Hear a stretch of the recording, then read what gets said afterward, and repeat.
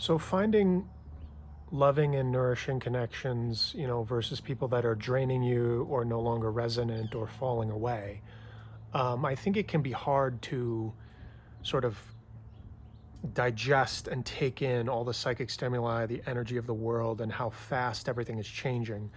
But it can feel, maybe for sensitive and empathic souls that are open hearted and receiving a lot, it can feel like there's a lot of attack or like resistance, or people that are not um, liking you bettering yourself or becoming more free or becoming more loving.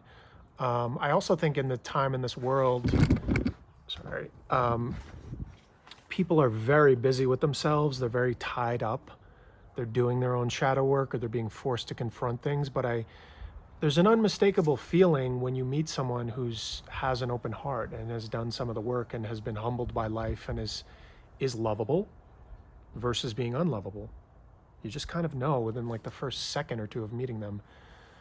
Um, and I don't know, I always felt crazy in that way. It feels like loving people are sometimes like a different species than kind of cold, like brick wall, methodical, very cold and calculated people. I don't know. I know we're supposed to all look at everyone as if everyone's godly and this and that. And I do to a degree, but some people are kind of set in their ways. So no sense, banging on a brick wall for the rest of your life asking for love from it. Or, people that love very conditionally and robotically and have this very competitive transactional mindset. You know, it's not like you want to sit around for years and years begging them to like meet you at a different level, or see the sacred in themselves and see the sacred in you. But it feels like the collective energy is very much like there's a lot of hungry ghosts, um, people that are like searching for something. They're looking to feed on other people's light. They're looking to like something to save them, pull them out of the misery and the depression. But really, it's just an endless distraction parade. And I think a lot of people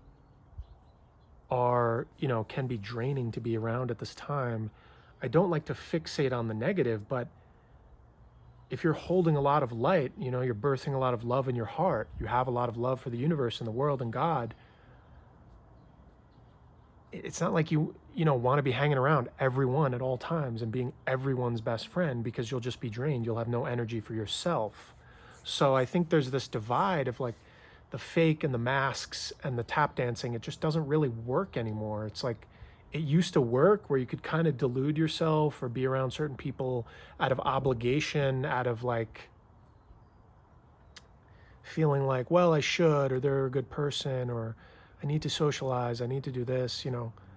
Um, I need to get out. Human connection is good. And of course it is. We all need it. But, and I'm not saying, you know, reject or swear off all people and just be a hermit the rest of your life.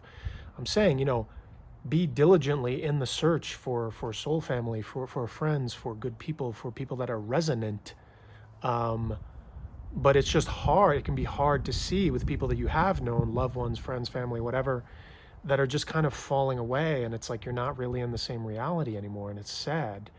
Um, I mean, I do have hope, and I feel a wave of hope for souls that are kind of living in this different reality, that are connecting more and more. But you kind of, even when you do connect with those people and have been allowed to connect with more people through social media platforms and sharing my messages, it's almost like you have to collect and like go over the history and the game tapes of all the trauma and the scars and the insanity and the weirdness and the betrayal and attacks and things like this that you've experienced, because it's just can be rough out there for you know people that are living with values and ethical standards, and kind of what I call our ambassadors for human empathy in this robotic age, because you feel like you're just speaking just regular sensible things that should be obvious, but in a lot of cases people like do I have, you feel like, do I have to like teach people basic manners? Do I have to like teach people basic respect? Do I have to like try and keep emphasizing to them what human empathy is? Like, are they losing it? Like, because of everything that's happened? It's a really weird time because the world can feel like these blowing winds of tornadoes of chaos and fear and vanity and ego games. And you're like, what am I even doing? I feel like I'm just floating and I'm not even here because I need real people with real values to be an anchor for me in their hearts. So I have been diligently being out in the world more and honestly trying, and I know those people exist more, and I have been connecting with a few little by little, and I know that will continue, that we're all coming together. And of course, I don't like to be divisive. I don't like to be divisive, but the world is divided. It just is. Sorry, it just is. Like, there's conscious people and there's people that are totally unconscious. Um, so, and even on social media, I think people can like draw inspiration from you, draw light from you, but a lot of people, like, that's the thing where you can get burned out as making videos because you feel like you're not getting that much back. And I have gotten a lot of good feedback, things like that, but there are those people that just lurk in the shadows. They take without reciprocating anything. So it can feel like a lot of the eyes that are on you on social media are not really benevolent. They're maybe observing, they're just like monitoring, they're seeing what you're up to, but they're not really having a loving intent. And of course, there are those people that really do resonate with, that like you make a difference for when you're putting out your message and you help them. But there's many that just have that drain. But the tough part is if you're an empath, it's like this lifelong process of dropping this guilt program of wanting to appease everyone and be there for everyone and be a light source for everyone around you, like in your circles, and realize, hey, what do I want? How can I love myself deeper? How can I bring my dreams into reality? How can I work on my goals and what I really want for myself to make a better life? And then really, so I can meet the people that will really reciprocate and love in that way. Because it can feel like a very cold, dark, and barren world if we're talking real love. We're talking about real love, not the transactional, conditional thing that a lot of people call love, but it's not real love. It's just kind of that user thing, or kind of like the way a 5-year-old has a teddy bear, and the teddy bear really doesn't talk back, but the 5-year-old has the teddy bear when the child needs it. It's if it's scared and there's a rainstorm or they're just scared at night. I think that's how a lot of people love, because they're too selfish and childish to actually perceive another person's needs. They think they're there to be their servant and just conform to their way of life and be in a box for the rest of their life and be like living the same day on repeat, like a sitcom, like the classical, being the classical dumb sitcom dad.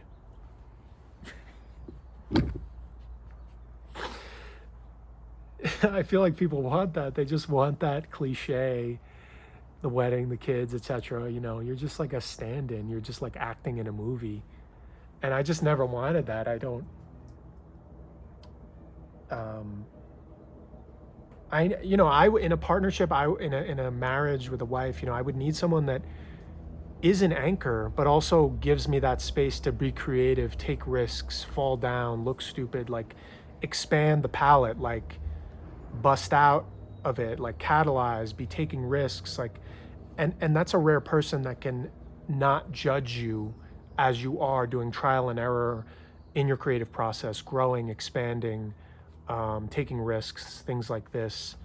A person that just sees your own soul, sees your soul, and doesn't see the mask, the human, the economic status, all the various societal divisions and things like that. They just see right into your soul. So I have a strong faith, but it also feels like I always felt that people were not supportive, and it's hard for me to fake it when I don't think a lot of people have the capacity to emotionally support me or anyone really. Because if they don't support themselves emotionally, then how are they going to support you? You know? If they don't look deeper in themselves or have a deeper love or loyalty to themselves, and they only are just like obedient to orders and the life they think they should be living, like going through the motions, your soul just starts to get really starved and irritable, and like you're like withering away into nothing when you don't have people around you that are like, hey Pete, are you happy? How's your heart? Are you doing okay? I know the world's weird, Are you doing okay today? How's your day? And genuinely caring to see you happy. Not like when you share good news with someone and they might act happy for you, but they're like weirdly calculating and kind of wondering what you're up to, or if you're going to get on a hierarchy that's higher than them. It's just exhausting. And then you feel so alone, you feel so abandoned. But I feel like people that are shallow and superficial, like if you grew up in a family, friends, community like that, they don't even really know it, because they don't not, do any of them even really support each other? Or are they so deep in the act, in the Broadway play that they're in, that they have no conscious thought or thoughts of their own?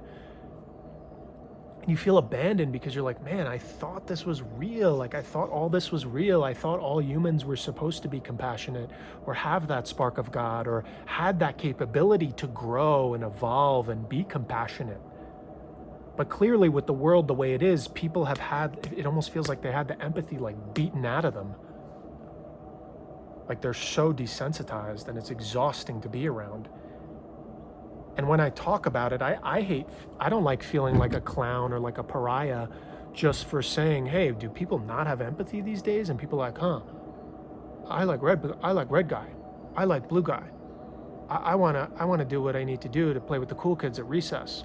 And I saw some tragedies on the news. Did you see the tragedies on the news? Let's talk about the tragedies. Let's talk more tragedy and chaos and horrible misery. Let's talk about it.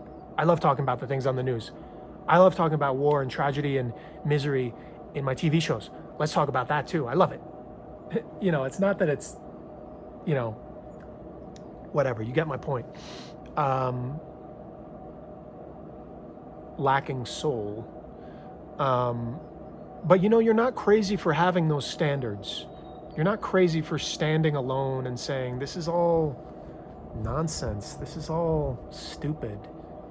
You can say, but don't just say it and then not offer a solution. Like, I'm saying it, but I'm endeavoring to and setting out to find a new path myself, set a new framework, still spread love and positivity and find the loving people. But sometimes you need to just vent and be like, the world is really soulless and it's lonely, and it feels like it gets more soulless by the day. And you're not gonna save everyone. That's kind of delusional too. And I was in that delusion for a long time too. I had that martyr thing where I thought I was gonna save everyone. We're all gonna ascend, and we're all gonna live in a big happy family, and the world is gonna be it's gonna be like the perfect Garden of Eden. No, people are kind of like, they chose their path. They chose to not see. They chose to like stay firmly in a coma, stay asleep, not feel anything in their hearts. I don't know. I'm kind of venting, but I feel like you need to sometimes just say it out loud because it's hard to hold it all in. But I do feel what's the gift of this is that you're seeing clearly what's not for you and who is for you. Like when you spot kind of one of your own, it's quicker because it's like, oh, this person's more mature, has an open heart, etc.